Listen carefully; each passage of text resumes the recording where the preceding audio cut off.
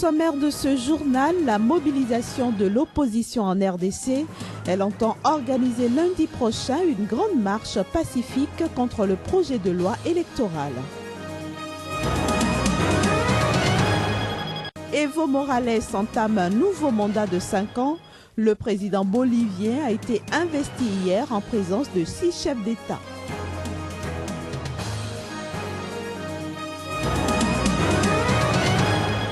Enfin, nous parlerons de la CAN 2015 avec la deuxième journée de la phase de poule dans le groupe B.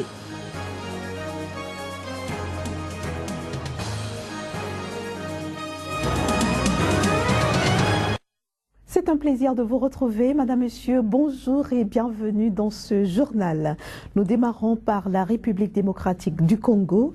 La commission du Sénat chargée d'examiner le projet de loi électorale controversé a proposé ce vendredi un compromis. La formule retenue stipule que l'actualisation de la liste électorale définitive en fonction des données démographiques disponibles se fasse dans le respect des délais constitutionnels et légaux prévu pour l'organisation des élections présidentielles, législatives, provinciales, urbaines, municipales et locales.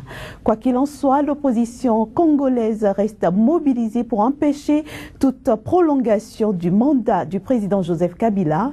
L'UDPS, par exemple, appelle à une grande marche pacifique lundi prochain. Le siège de l'UDPS à Kinshasa ne désemplit pas. Les militants de ce parti d'opposition restent mobilisés autour de leur leader pour contester ce qu'ils considèrent comme un coup d'État constitutionnel. Il s'agit du projet de loi électorale à l'origine des violences mortelles enregistrées dans le pays ces derniers jours. Aussi entendent-ils mener toutes les actions nécessaires pour empêcher la prolongation du mandat du président Joseph Kabila.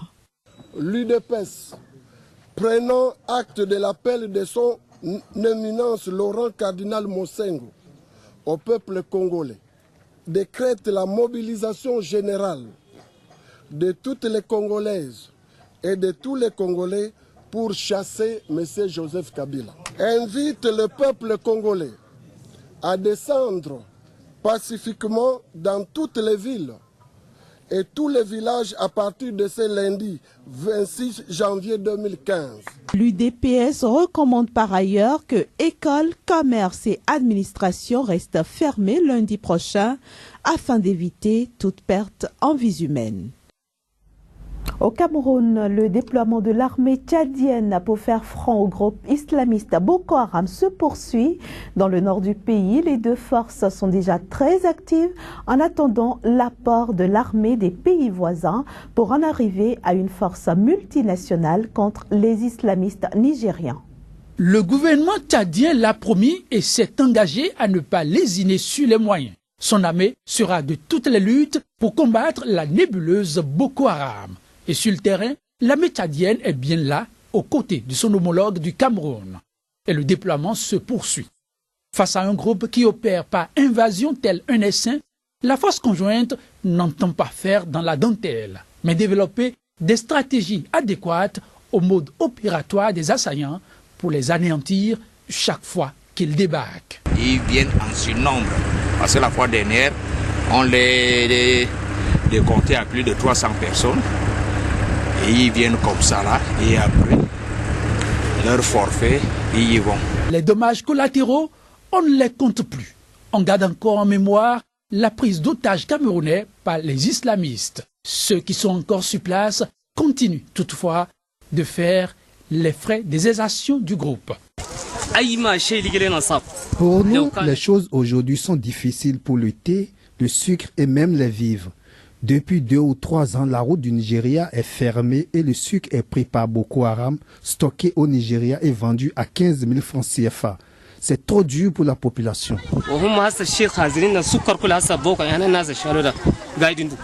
Trop dur, mais pas que pour la population.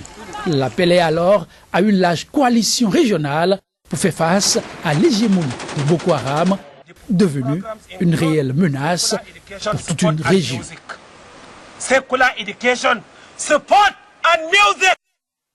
L'ex-général de l'armée Mouhamadou Bouhari, principal rival du président Goodluck Jonathan à la présidentielle de février prochain, a répondu à ses détracteurs. Ces derniers l'accusent en effet d'être inéligible faute de diplôme. Il les appelle à recentrer la campagne électorale sur les vrais problèmes des Nigérians. Selon le candidat de l'opposition, le sujet central de la campagne électorale ne saurait être son diplôme obtenu il y a de cela 53 ans. Le Parti démocratique populaire PDP au pouvoir au Nigeria accuse depuis plusieurs semaines l'opposant Mouhamadou Bouhari de n'avoir jamais obtenu son diplôme de fin d'études secondaires, ce qui le rendrait inéligible selon la constitution nigériane. Mouhamadou Bouhari a déclaré à la presse mercredi avoir demandé à son école secondaire de l'État de Katsina, dans le nord du pays, de lui fournir un exemplaire du diplôme qu'il s'est engagé à rendre public dès qu'il l'aurait reçu.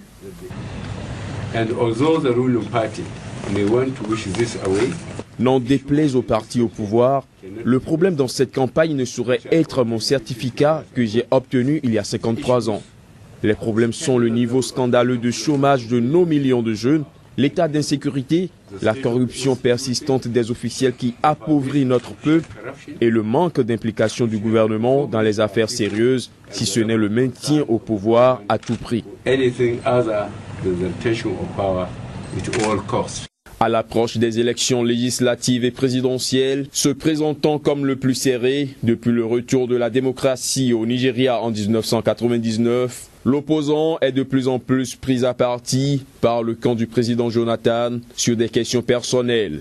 L'armée nigériane a également pris part mardi à la polémique en déclarant à la presse n'avoir trouvé aucun diplôme dans le dossier de l'opposant. Le Congrès progressiste APC, parti de Bouhari, a aussitôt réagi à travers un communiqué accusant le parti au pouvoir de jouer à un jeu dangereux en tentant de compromettre l'armée dans le but de satisfaire des ambitions politiques égoïstes. Soulignons que le Conseiller national à la sécurité du Nigeria a estimé hier dit que l'élection présidentielle prévue le 14 février prochain au Nigeria donc devait être reportée. Comme raison avancée, 30 millions de cartes d'électeurs n'ont toujours pas été distribuées. Il propose donc qu'un report soit envisagé jusqu'à ce que tout le monde ait sa carte d'électeur. Au Burkina Faso, les scrutins présidentiels et législatifs se tiendront simultanément le 11 octobre prochain. C'est ce qu'a annoncé hier le président Michel Kafondo. Il a par ailleurs soutenu que son équipe remettra officiellement le pouvoir à un gouvernement démocratiquement élu en novembre 2015. Et puis le nombre de rhinocéros braconnés en Afrique du Sud a battu un nouveau record avec 1215 animaux tués en 2014. Les autorités du pays s'avouent implicitement désarmées face à une criminalité organisée à l'échelle mondiale. Leurs cornes étant affublées de toutes les vertus, ces pacifiques pachydermes sont la cible des braconniers depuis quelques années. Elles sont revendues à prix d'or au marché noir d'Asie, notamment au Vietnam, et réduites en poudre pour entrer dans la composition de remèdes traditionnels. Le massacre prend des proportions alarmantes malgré toutes les sensibilisations effectuées en Afrique du Sud. 1215 animaux abattus en l'an 2014. À cette allure, la mortalité va être supérieure aux naissances parmi les quelques 20 000 rhinocéros sud-africains qui constituent 80% de la population mondiale. Des spécialistes estiment que les chiffres des autorités sous-estiment la réalité de nombreuses carcasses échappant au macabre recensement des rangers. Pour éviter d'être repérés, les braconniers utilisent souvent des anesthésiants plus discrets que des armes à feu pour immobiliser les rhinocéros, puis ils les décornent à la hache encore vivant. L'animal se réveille ensuite et meurt d'une longue agonie des suites de sa blessure, une situation qui sape les efforts des autorités. Le gouvernement sud-africain a récemment entrepris de déplacer des pachydermes pour les mettre plus à l'abri. Une centaine sont notamment partis l'an dernier dans des pays voisins où les braconniers ont fait leur apparition. Pretoria a émis le vœu de légaliser le commerce de la corne de rhinocéros, estimant qu'il serait plus simple de fournir la demande car les cornes repoussent. Une commission va être mise sur pied pour étudier les conséquences d'une telle législation. Le sujet serait abordé à la prochaine réunion de la Convention sur le commerce international des espèces de faune et de flore sauvages menacées d'extinction, prévue en 2016 au Cap. Abordons maintenant l'actualité hors du continent africain. Le président bolivien Evo Morales a prêté serment pour un 3e mandat de 5 ans. Evo Morales, fort d'un grand soutien populaire, promet de poursuivre la lutte contre la pauvreté dans ce pays le plus démuni d'Amérique latine. Pour la 3e fois de l'histoire, Evo Morales est investi président de la Bolivie. Devant les parlementaires boliviens et en présence de 6 chefs d'État et de représentants d'une 40aine de pays, cet ancien berger de lama et cultivateur de coca au pouvoir depuis 2006 se réjouit de son bilan. Cette année, la Bolivie a été un des pays d'Amérique latine et des Caraïbes avec la croissance économique la plus importante, 5,5%. Un taux de croissance que le président bolivien promet d'améliorer. Evo Morales s'engage par ailleurs à intensifier pendant les 5 prochaines années la lutte contre la pauvreté et le narcotrafic dans son pays. L'année dernière, nous sommes arrivés à éradiquer 22 000 hectares de coca. Ce sont des chiffres des Nations Unies et de la communauté économique européenne. Qu'est-ce que cela prouve? Que la nationalisation de la lutte contre le narcotrafic, en corrélation directe avec les pays voisins, a été très importante. Maintenant, nous sommes meilleurs pour combattre le narcotrafic, sans la base militaire de la DEA nord-américaine. Notons que Evo Morales est le plus ancien président en exercice d'Amérique latine. Il a été réélu en octobre dernier avec 61% des voix pour un 3e mandat consécutif. Les échos de la CAN 2015 à présent, lors de la 2e journée de la phase de poule, dont le groupe B, le Cap-Vert et la République démocratique du Congo se sont neutralisés sur un score de 0 but partout. Pendant ce temps, la Tunisie a pris la tête du groupe après avoir battu la Zambie 2-1 sur un scénario de retournement de situation. Les 4 équipes conservent toujours une chance de qualification dans ce groupe B où tout peut encore se jouer. C'est une Tunisie peu convaincante dans le jeu qui est parvenue à renverser la Zambie par un score de 2-1 dans les dernières minutes.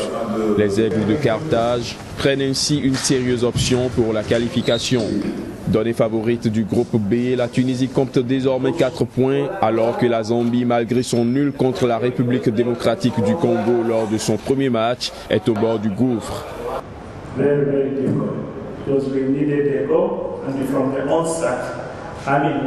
C'est très difficile. J'avais dit à tout le monde hier qu'il nous faut une victoire dans ce match.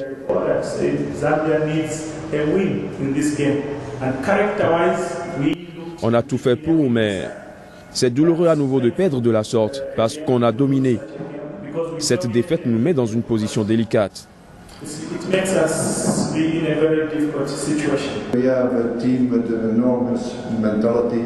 Notre équipe a une grosse mentalité et beaucoup de caractère. Commencer le match de cette façon puis gagner à la fin, c'est grand. Maintenant, le plus important, c'est le prochain match contre la RD Congo. Nous devons être vigilants et prendre ce dernier match comme une finale. Le Cap-Vert et la République démocratique du Congo se sont séparés sur un triste nul de 0 but partout qui laisse le suspense entier dans ce groupe B de la CAN 2015. Un match dominé par un essai de prudence entre les 2 outsiders de ce groupe qui apparaît comme le moins relevé du tournoi. On va se reposer tranquillement, on va essayer de soigner le mental des joueurs parce qu'il est atteint. Parce que le match qu'on joue, on a avec l'impression qu'on doit gagner, on ne gagne pas. Donc voilà, le premier travail, ça sera celui-là.